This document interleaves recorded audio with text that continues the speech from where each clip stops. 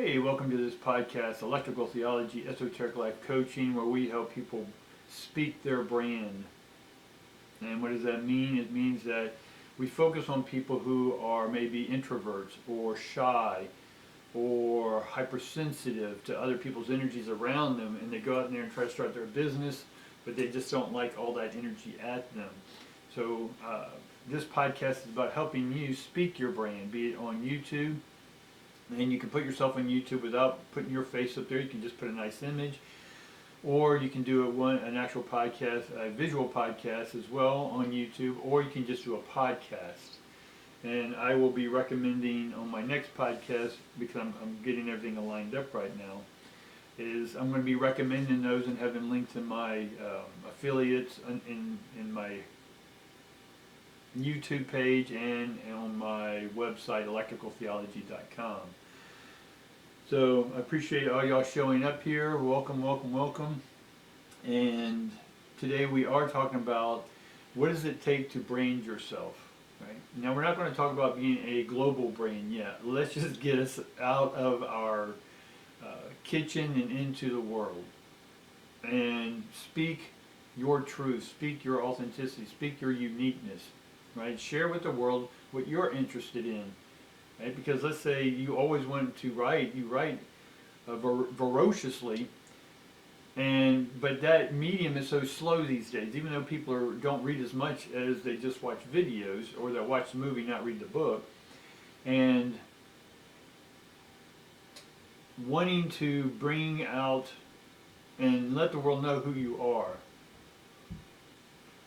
So we will be delving into helping you step out of your shell, helping you realize your abilities and talents and gifts, helping you to overcome, right, some of the shyness. And why are you shy? What excuses are you using? Yes, I'm going to use that word excuse because that's exactly what it is, right?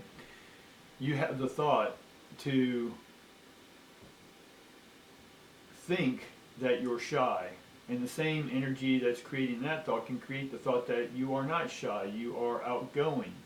All right, I'm your host, guys, Charles, and welcome, welcome, welcome again, like you said, to the podcast. And this is Speaking Your Brand, and this is sort of what this podcast will be about in this context for a while, is about helping people overcome their excuses, right, and then being able to manifest or brand their speech, their voice, their unique concerns of the world or for other people, whatever this may be. So why are people hypersensitive? Now again, I'm just giving a blanket general statement, and what gives me to be the expert here, I've counseled people and coached people for over 40 years. Yes, I've had a long career in this, and helping people in all different ways, from spiritual coaching to business coaching to financial coaching, all different aspects of coaching. I've owned multiple businesses, online, offline, brick and mortars. I've owned restaurants. I've owned different stores, different massage centers. I've done a lot and coached a lot of people in helping them start and starting their own business. And through my experiences with these clients, I was able to then collect a huge amount of data on what were the main top 10 reasons why they weren't doing what they wanted to do. Right? So we'll sort of go down a list, and we'll sort of go with the top 10 here. And I'm going to write them down as we go, because sometimes I may have a top 10 list here already, but as I'm speaking, someone's story comes into mind, and then someone's story comes into mind that then takes out one of my top 10 and puts this one in its place, right? So there's no hard and fast rule to this. What I want you to understand is, are you truly not creating your own brand or your own business and using different people, places, or things as an excuse, right? So we can look at what is one of the main reasons and why people make excuses. Well, one, they don't think they're good enough. Why don't they think they're good enough? Because they were told and they believed what someone told them, right? And again, we got to go back and take responsibility. So we'll look at what the excuse is, and then we'll give the remedy. And the remedy is that who's thinking the thoughts? We need to take ownership, right? Who's thinking the thought? Who's telling you, right? When no one's speaking to you, who's communicating to you? Who's talking to you? And telling you you aren't good enough. There's only one person, you guys. So we need to address how to fix or how to repair your communications with yourself. Now, we won't go through the other 9 today, because what I want to do is what helps my clients over the years is what I call a 24-hour cure. And again, there's no cure for anything, because then you think you're broken or sick, right? But I'm just putting in, we can call it a remedy, a mental elixir. And so with my clients, we were able to, they had this big story, and I'll listen to their story. It's not up to me to do or change their story. I'm just here to reframe that story back to them and see what they want to do with it, so they can hear their own story coming back at them. Right? So you think you're not good enough. Why do you think you're not good enough?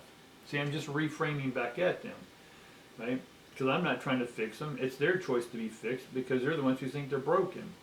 So again, we got to start getting into why people think the way they think, and why are they still using the way they used to think and today's way of thinking. That makes sense? So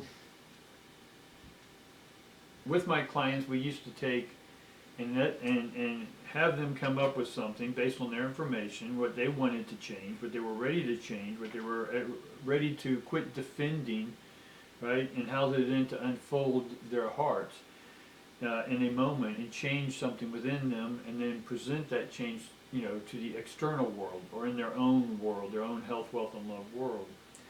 And so basically we worked on something that they can do in 24 hours. So if they were able to accomplish this, and I knew this by the next time they came in, and I can see it, I can feel it, again, as a hypersensitive, an intuitive, an empath, whatever you want to call this, is that I can feel if they are telling the truth. I can visually see if they're uncomfortable. If I say, hey, how did that go? Did it work out? Oh yeah, it worked out perfectly. Their subconscious is going back and forth, but their mouth is saying yes, right? So I'll know immediately. I'm like, okay, well, why didn't you want to do this? Why was this not fulfilled? My point here is that we're going to give you something easy to do within 24 hours to change yourself.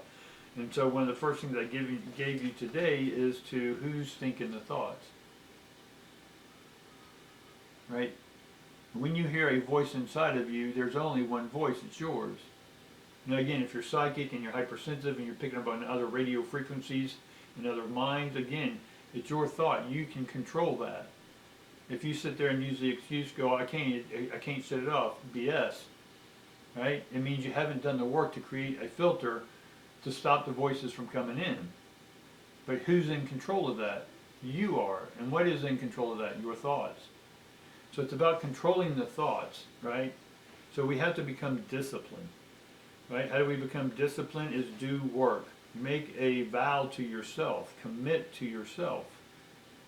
Well, I can't do it. I don't have enough time. It takes 1 minute. It takes 2 seconds to commit to yourself. I commit that I'm going to start thinking differently, right? How do I want to think differently? Well, next time I hear my own voice inside of me, I'm going to claim it as my own, right? And then what do I want to do with that thought, right? Do I want to look closer and deeper at it, or do I want to ignore it, right? You start the control process of your thoughts. And where do the thoughts come from? They come from nowhere, right?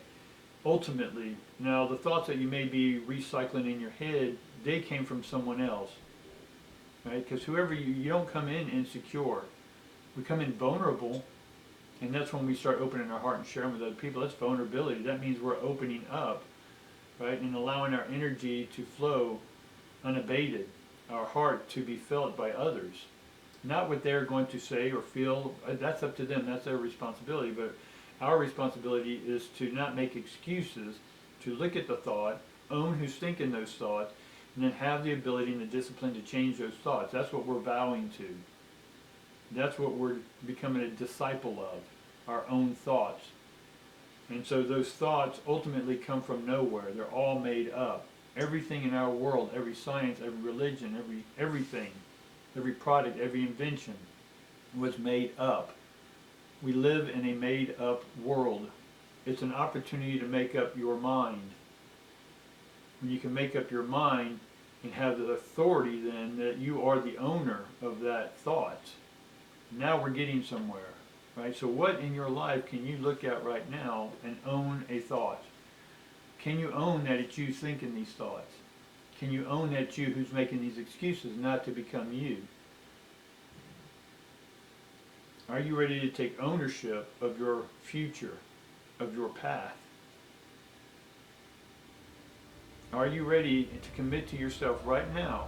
I want you to look at me. I'm going to look at you. And I want you to commit to yourself right now and say, you know what? I am the owner of my thoughts. I am the captain of my own conversation. All right? There's just your fix. And in the next podcast and whatnot, we'll go through our second through. And again, sometimes they come with 7 or 10. It just depends on the topic or whatever. But we'll just, for now, we'll come up with our other 6 excuses and what we can do about those excuses, right? So you can finally start creating your brand and speaking your brand, right? This is Electrical Theology, Esoteric Life Coaching. Thanks.